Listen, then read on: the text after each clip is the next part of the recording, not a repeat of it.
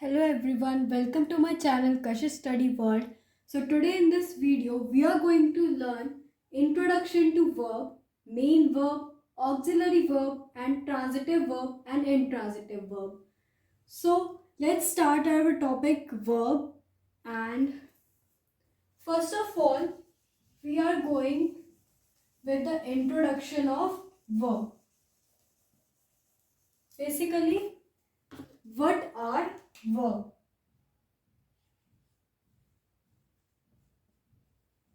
What are verb?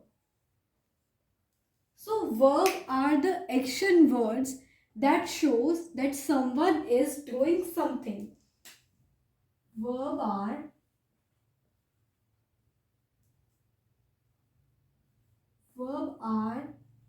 the action words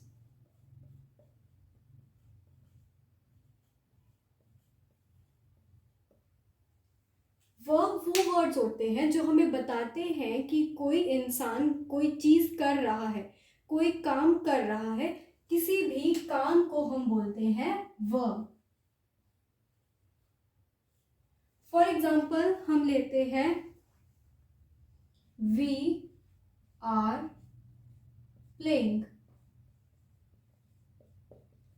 So in this sentence, playing is verb. Playing एक काम हो गया कि हम खेल रहे हैं, and वही काम को हम बोलते हैं verb. Action word है playing, वही हो गया हमारा verb. एक और एग्जाम्पल लेते हैं I am dancing. In this sentence, word dancing is an action done by me. मेरे द्वारा डांस करा जा रहा है तो उसे हम बोलते हैं verb. एक और एग्जाम्पल लेते हैं my friend is going to market. In this sentence going word एक एक्शन हो गया कि वो जा रहा है, एक काम हो गया जाना, तो वही हमारा होता है वर्ब. तो एक बार दोबारा समझते हैं. Verb are the action words. Action word मतलब कोई काम जो हो रहा है उसे हम बोलते हैं एक्शन वर्ड, एंड उसे ही हम बोलते हैं वर्ब. फॉर एग्जाम्पल हमने लिया है जैसे कि we are playing. In this sentence playing is an action जो कि हमारे द्वारा किया जा रहा है, एंड उसे हम बोलते हैं वर्ब. सेम इस सेंटेंस में आई एम डांसिंग. डांस एक एक्शन वर्ड हो गया जो कि हमारा वर्ब में आता है. My friend is going to market. Going भी हमारा वर्ब हो गया. अब हम चलते हैं टाइप्स ऑफ वर्ब की तरफ. जो वर्ब है वो हमारा एक दो टाइप्स में डिवाइड करा गया है. That are main verb and auxiliary verb. Main verb and auxiliary verb.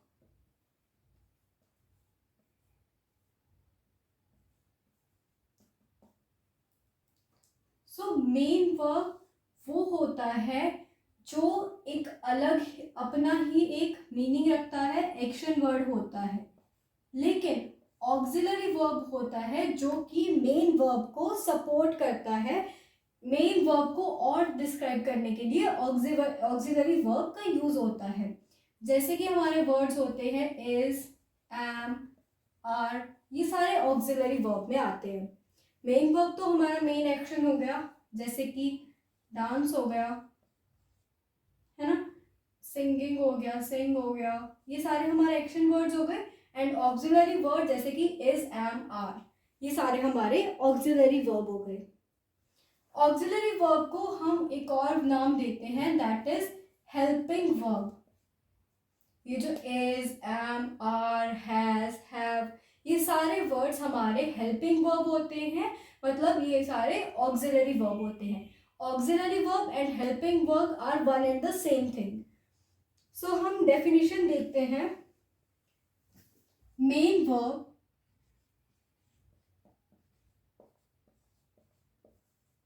shows main verb shows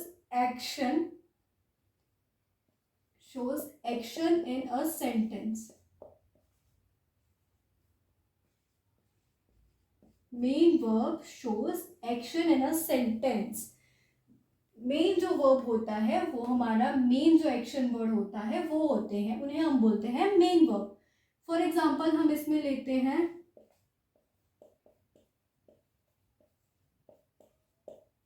जैसे कि हमारा हो गया राइट, है ना, प्ले, डांस, ये सारे हमारे मेन वर्ब होते हैं. नेक्स्ट हमारे होते हैं helping verb. Helping verb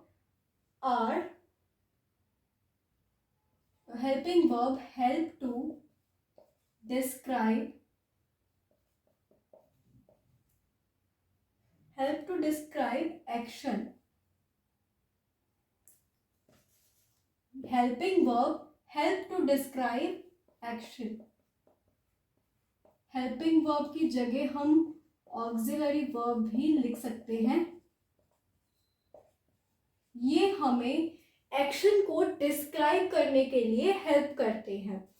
for example, इसकी एग्जाम्पल हम लेते हैं जैसे कि हमने ऊपर देखा ही है, is, am, are, has, have, ये सारे हमारे एक्शन को डिस्क्राइब करने के लिए यूज होते हैं. तो ये सारे हमारे हो गए हेल्पिंग वर्ब. नेक्स्ट हमारे एक और दो टाइप्स होते हैं, मतलब एक और वर्ब के अंडर हमारे टाइप्स आते हैं, that are transitive verb and intransitive verb. Transitive and intransitive verb, इन सब ये ट्रांजिटिव एंड इनट्रांजिटिव वर्ब हमारे एक्शन के ऑब्जेक्ट पे डिपेंड करते हैं. एक पे हम ऑब्जेक्ट यूज करते हैं एंड एक में ऑब्जेक्ट नहीं यूज करते. तो चलो अब हम देखते हैं transitive and intransitive verb.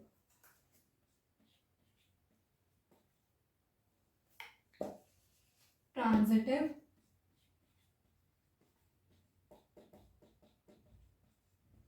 And intransitive.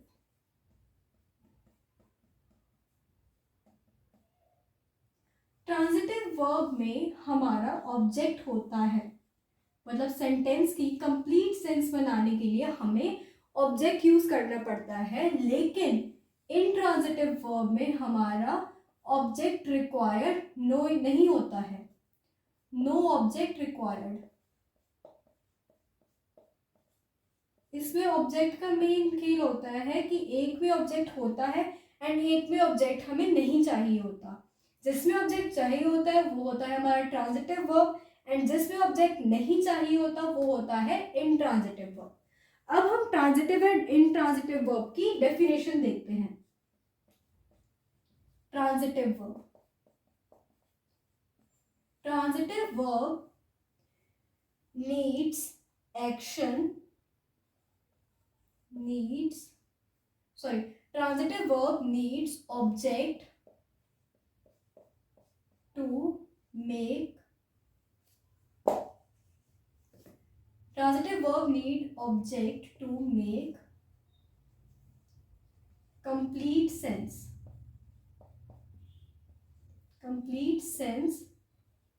of the sentence. जो ट्रांजिटिव वर्ब्स होते हैं उनमें हमारा ऑब्जेक्ट रिक्वायर्ड होता है एक सेंटेंस की कंप्लीट सेंस बनाने के लिए. फॉर एग्जाम्पल हम लेते हैं,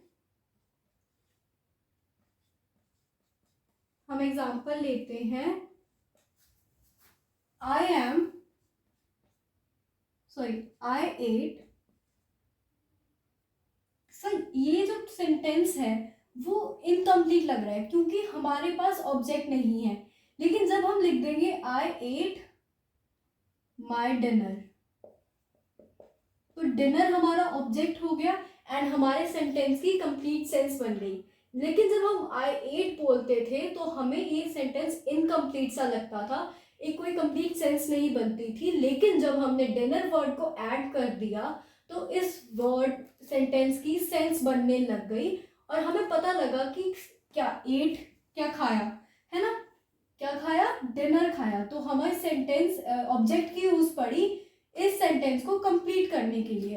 अब हम चलते हैं इंट्रांजिटिव वर्ब की तरफ। Intransitive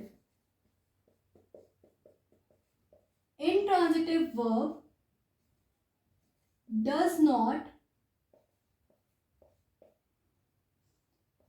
require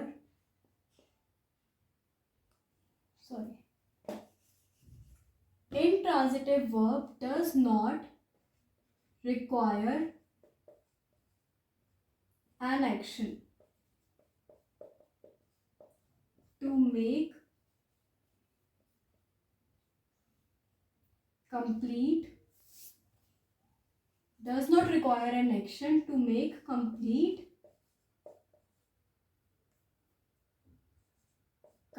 sense. इसमें ऑब्जेक्ट हो ना हो हमें उससे कोई फर्क नहीं पड़ता। इसमें हम अगर ऑब्जेक्ट नहीं भी लेते हैं तो भी हमें एक कंप्लीट सेंस हमारे सेंटेंस की मिलेगी। फॉर एग्जाम्पल,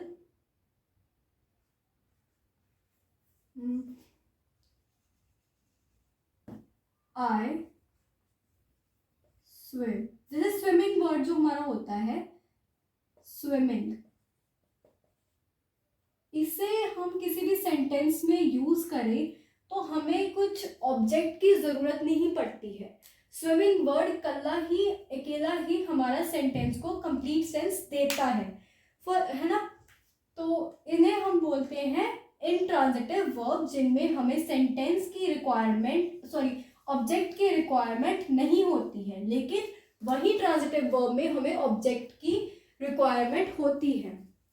ट्रांजिटिव वर्ब में सेंटेंस की फॉर्मेशन होती है सब्जेक्ट, देन ऑब्जेक्ट, सब्जेक्ट होता है, उसके बाद हमारा वर्ब आता है, मतलब एक्शन वर्ड हमारा, एंड लास्ट में हमारा ऑब्जेक्ट आता है। लेकिन वही इंट्रांजिटिव वर्ब में हमारा सब्जेक्ट आता है प्लस वर्ब आता है, ठीक है। ऑब्जेक्ट की रिक्वायरमेंट नहीं होती है क्योंकि हमारे इंट्रांजिटिव वर्ब की बिना ऑब्जेक्ट करके ही पूरी सेंस बनती है, पूरा एक सेंटेंस हमारा फॉर्म हो जाता है। वही ट्रांजिटिव वर्ब में हमें ऑब्जेक्ट की रिक्वायरमेंट होती है हमारे सेंटेंस की कंप्लीट सेंस बनाने के लिए। थोड़ी सी और एग्जांपल लेते हैं हम ट्रांजिटिव एंड इंट्रांजिटिव वर्ब की।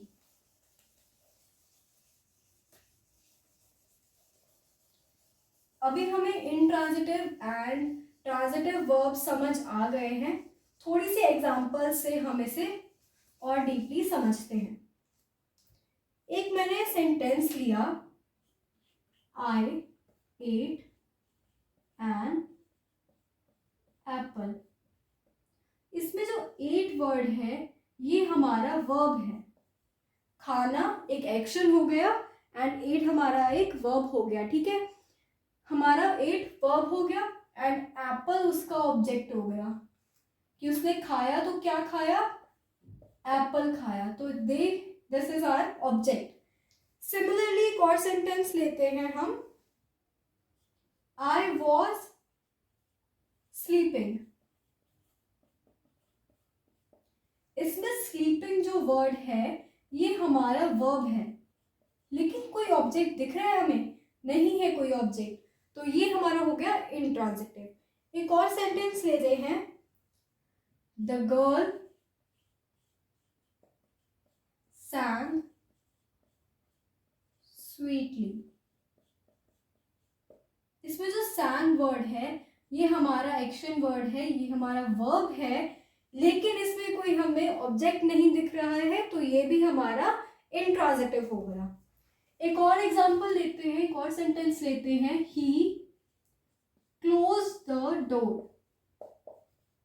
ही क्लोज द डोर। इससे क्लोज जो है वो हमारा वर्ब है।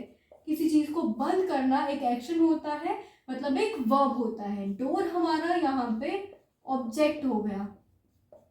सो इसमें हमें कंप्लीट सेंस में, जैसे अगर हम बोलते ही क्लोज्ड, तो हमें एक सेंटेंस की कंप्लीट सी सेंस नहीं बनती, वो सेंटेंस हमारा इनकम्प्लीट सा रहता। तो इस जब हमने डोर वर्ड को ऐड कर दिया, ऑब्जेक्ट को ऐड कर दिया, देन उसकी कंप्लीट सेंस बन गई ही क्लोज द डोर। एक कंप्लीट सेंटेंस बन गया, एक जिसकी एक कंप्लीट सेंस बन रही है, तो वो हमारा ट्रांजिटिव वर्ब होगा। ये यहाँ पे वर्ब भी है, ऑब्जेक्ट भी है, तो ये हमारा हो गया ट्रांजिटिव। इसमें हमारा सिर्फ वर्ब है, तो ये हमारा हुआ इनट्रांजिटिव। इसमें भी हमारा सिर्फ वर्ब है, तो ये भी हमारा इनट्रांजिटिव हुआ, इनट्रांजिटिव वर्ब। इसमें हमारा वर्ब भी है एंड ऑब्जेक्ट भी है, तो ये हमारा हुआ transitive verb. So I hope transitive and intransitive verb, main verb and helping verb आपको क्लियर होंगे। अब हम चलते हैं फॉर्म्स ऑफ वर्ब की तरफ। किसकी तरफ? Forms of verb. Forms of verb में सबसे पहले हमारे पास होती है बेस फॉर्म। बेस फॉर्म मतलब ओरिजिनल फॉर्म हमारे वर्ब की, ओरिजिनल फॉर्म होती है। एंड इसमें हम एग्जांपल लेते हैं जंप, ठीक है। जब हमारी ओरिजिनल फॉर्म मतलब बेस फॉर्म हो गई वर्ब की। सेकेंड हमारे पास होती है इंफिनिटिव, इंफिनाइटिव फॉर्म। इसमें हमारे बेस फॉर्म के आगे एक प्रीफिक्स ऐड होता है, प्रीफिक्स ऐड होता है, दैट इज टू। टू हमारा जो बेस फॉर्म होती है वर्ब की, उसके आगे एक प्रीफिक्स ऐड हो जाता है, that is to. To jump, ये हमारी हो गई इंफिनिटिव फॉर्म। नेक्स्ट हमारी होती है present participle. Present participle, present participle. इसमें हमारी प्रेजेंट फॉर्म होती है वर्ब की, मतलब अभी जो समय चल रहा है उस समय में बात हो रही होती है, प्रेजेंट में बात हो रही होती है, तो इसे हम बोल देते हैं present participle. For example I jump, अभी प्रेजेंट फॉर्म की बात हो रही है कि अभी अभी मैंने जंप मारी, तो वो हमारी हो गई प्रेजेंट पार्टिसिपल फॉर्म। नेक्स्ट हमारी होती है past tense. Past tense, past tense मतलब पास्ट फॉर्म ऑफ वर्ब। इसमें पास्ट फॉर्म यूज होती है, जैसे इसमें हमने आई जंप लिखा, पास्ट टेंस में बन जाती है वो आई जंप्ड, आई जंप्ड बन गई। जंप, जंप की पास्ट फॉर्म होती है, तो ये हमारे हो गई पास्ट टेंस। नेक्स्ट हमारा होता है past participle. Next is past participle. इसमें ये जो फॉर्म होती है, इसे हम पैसिव वॉइस में यूज करते हैं एंड इसे हम एक एडजेक्टिव की तरह भी यूज करते हैं।